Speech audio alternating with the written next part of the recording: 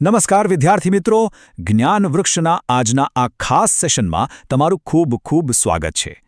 આજે આપણે વિજ્ઞાનના પ્રકરણ 2 એસિડ, બેઝ અને ક્ષારમાંથી એક એવો ટોપિક સમજવાના છીએ જે તમારી આવનારી બોર્ડની પરીક્ષા માટે લિટરલી ગેમ ચેન્જર સાબિત થઈ શકે છે. આજે વાત કરીશું આપણા રોજિંદા જીવનમાં વપરાતા અગત્યના ક્ષારો વિશે. અરે ચિંતા ન કરો, આ બધું જરાય ગોખવાનું નથી. આપણે આ માહિતીને એવી મજેદાર રીતે સમજીશું કે તમને સીધું જ યાદ રહી જશે. તો ચાલો ફટાફટ શરૂ કરીએ.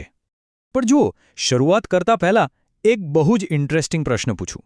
ઘરમાં રસોડામાં બનતા પહેલા ગરમા ગરમ એકદમ ક્રિસ્પી ભજીયા ખાતી વખતે ક્યારે એવો વિચાર આવ્યો છે કે એમાં એવો તે કયો જાદુ છે જે તેને આટલા ક્રિસ્પી બનાવે છે? અથવા હોસ્પિટલમાં કોઈના તૂટેલા હાડકા પર જે સફેદ કડક પાટો લગાવવામાં આવે છે તે ખરેખર શું છે? તમને જાણીને નવાઈ લાગશે કે આ કોઈ જાદુ નથી, પણ પ્યોર સાયન્સ છે.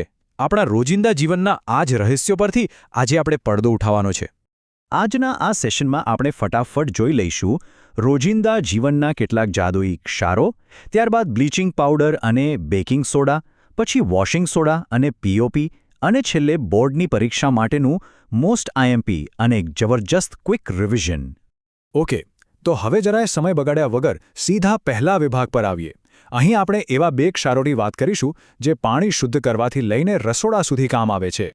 તો સૌથી પહેલા છે બ્લીચિંગ પાવડર.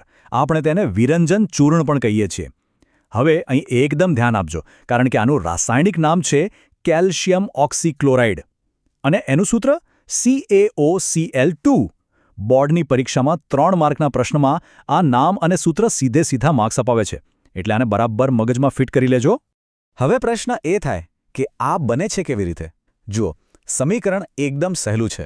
આપણે શુષ્ક ફોડેલો ચૂનો લેવાનો છે અને એના પરથી ક્લોરીન વાયુ પસાર કરવાનો છે, એટલે કે CaOH2 વત્તા Cl2, અને આ બંને રિએક્ટ થઈને આપણને આપશે આપણો બ્લીચિંગ પાવડર, એટલે કે CaOCl2, અને સાથે છૂટું પડશે પાણી. છે ને સાવ સરળ? બસ આ જ સમીકરણ બેઠું યાદ રાખી લેવાનું. હવે આ બ્લીચિંગ પાવડર કામ ક્યાં આવે છે?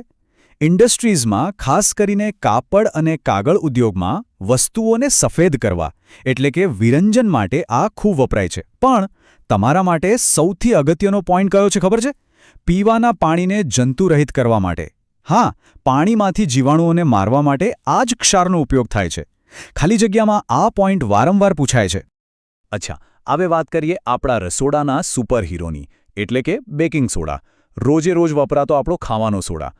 આનું આખું રાસાયણિક નામ છે સોડિયમ હાઇડ્રોજન કાર્બોનેટ અથવા તો સોડિયમ બાયકાર્બોનેટ, અને સૂત્ર છે NaHCO3. આ પણ પરીક્ષા માટે એટલો જ અગત્યનો ટોપિક છે. આ બેકિંગ સોડા બને છે કેવી રીતે? સમીકરણ ભલે થોડું લાંબુ દેખાતું હોય, પણ ધ્યાનથી જુઓ. આપણે માત્ર 4 વસ્તુઓ ભેગી કરવાની છે. NaCl એટલે આપણું મીઠું, પાણી, કાર્બન ડાયોક્સાઇડ અને એમોનિયા. આ ચારે ભેગા થઈને એમોનિયમ ક્લોરાઇડ અને આપણો main hero baking soda NaCO3 બનાવે છે.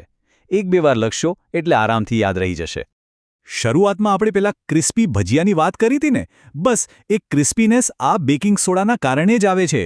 પણ આનો એક બીજો જબરદસ્ત મેડિકલ ઉપયોગ પણ છે.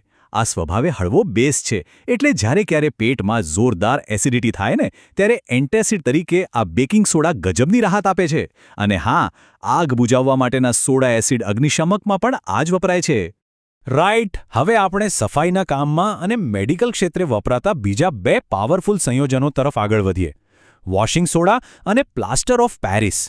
વોશિંગ સોડા, જેને આપણે ધોવાનો સોડા કહીએ છીએ. આનું રાસાયણિક નામ છે સોડિયમ કાર્બોનેટ ડેકાહાઇડ્રેટ. હવે અહીં જરા ધ્યાન આપજો. ડેકાનો અર્થ થાય છે 10, એટલે આના સૂત્રમાં Na2CO3 ની સાથે પાણીના 10 અણુઓ જોડાયેલા છે. આ જ 10 પાણીના અણુઓ એને વોશિંગ સોડાની ઓળખ આપે છે. આને બનાવવાની પ્રોસેસ બહુ જ લોજિકલ છે. માત્ર 2 જ સ્ટેપ છે. પહેલા સ્ટેપમાં આપણે આગળ જે બેકિંગ સોડા બનાવ્યો હતો ને, તેને ખાલી ગરમ કરવાનો છે. ગરમ કરશું એટલે સોડિયમ કાર્બોનેટ મળશે, અને બીજા સ્ટેપમાં આ જ સોડિયમ કાર્બોનેટનું 10 પાણીના અણુઓ સાથે પુનઃસ્ફટિકીકરણ કરવાનું છે. એટલે તૈયાર થઈ ગયો આપણો ધોવાનો સોડા. છે ને એકદમ સિમ્પલ? ઇન્ડસ્ટ્રીઝમાં કાચ, સાબુ અને કાગળ બનાવવા માટે આ વોશિંગ સોડાનો ખૂબ ઉપયોગ થાય છે. ઘરમાં સફાઈ કરતા તરીકે પણ વપરાય છે. પણ અહીં એક મોસ્ટ આઈએમપી શબ્દ પકડી લેજો: પાણીની કાયમી કઠિનતા દૂર કરવા.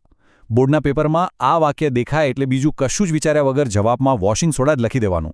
આ લિટરલી શોર્ટકટ છે માર્ક્સ લાવવાનું. હવે પહોંચ્યા છીએ આજના આપણા છેલ્લા મહત્વના ક્ષાર પર, પ્લાસ્ટર ઓફ પેરિસ, ટૂંકમાં જેને આપણે પીઓપી કહીએ છીએ. આનું રાસાયણિક નામ જરા જુઓ, કેલ્શિયમ સલ્ફેટ હેમીહાઇડ્રેટ. હેમી એટલે અડધો, એટલે આના સૂત્રમાં CaSO4 સાથે માત્ર અડધો પાણીનો અણુ જોડાયેલો છે. આટલી ચોકસાઈ જો પેપરમાં બતાવશો તો કોઈ તમારા માર્ક્સ નહીં કાપી શકે. આ પીઓપી બને છે કઈ રીતે? જો, એક પદાર્થ છે જીપ્સમ, જેને આપણે ચિરોડી પણ કહીએ છીએ. તેનું સૂત્ર છે CaSO4.2H2O. જ્યારે આ જીપ્સમને એક્ઝેક્ટ 373 કેલ્વિન તાપમાને ગરમ કરવામાં આવે છે ત્યારે તે પોતાના પાણીના અણુઓ ગુમાવે છે અને પીઓપી બની જાય છે. અહીં તાપમાન બહુ જ અગત્યનું છે, એ ખાસ યાદ રાખજો. ગણેશ ચતુર્થીની સુંદર મૂર્તિઓ કે આપણા ઘરની સીલિંગમાં બનતી પેલી સરસ મજાની ડિઝાઇન તો તમે જોઈ જ હશે. એ બધું આ પીઓપીનો જ કમાલ છે. અને શરૂઆતમાં મેં પ્રશ્ન પૂછેલો ને, હાડકાં કેવી રીતે જોડાય છે? તો ડોક્ટરો દ્વારા તૂટેલા હાડકાને સાચી સ્થિતિમાં જકડી રાખવા માટે જે પ્લાસ્ટર વપરાય છે એ આ જ પીઓપી છે. ચાલો, હવે બધાનું ધ્યાન પૂરેપૂરું અહીંયા જ હોવું જોઈએ.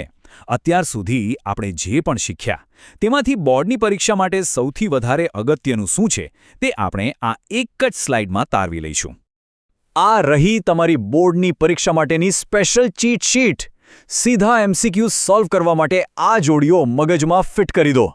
એસિડિટી કે એન્ટાસિડ શબ્દ દેખાય તો બેકિંગ સોડા, પાણીને જંતુ રહિત કરવાની વાત હોય તો બ્લીચિંગ પાવડર, પાણીની કઠિનતા દૂર કરવાની હોય તો વોશિંગ સોડા, અને હાડકાં જોડવાની વાત આવે એટલે સીધું પીઓપી.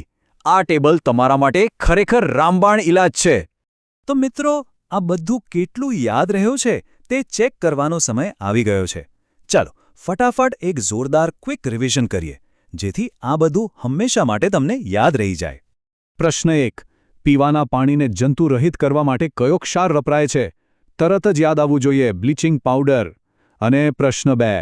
આમાં બહુ ભૂલ પડે છે. બેકિંગ પાવડર શેનું મિશ્રણ છે? યાદ રાખજો, બેકિંગ પાવડરમાં બેકિંગ સોડાની સાથે ટાર્ટ્રિક એસિડ પણ ઉમેરવામાં આવે છે. આ ડિફરન્સ બરાબર ક્લિયર રાખજો. આગળ વધીએ. પ્રશ્ન 3. જીપ્સમનું રાસાયણિક સૂત્ર શું છે? CaSO4.2H2O. અહીં 2 પાણીના અણુઓ છે, ભૂલતા નહીં. અને પ્રશ્ન 4. પાણીની કાયમી કઠિનતા દૂર કરવા માટે?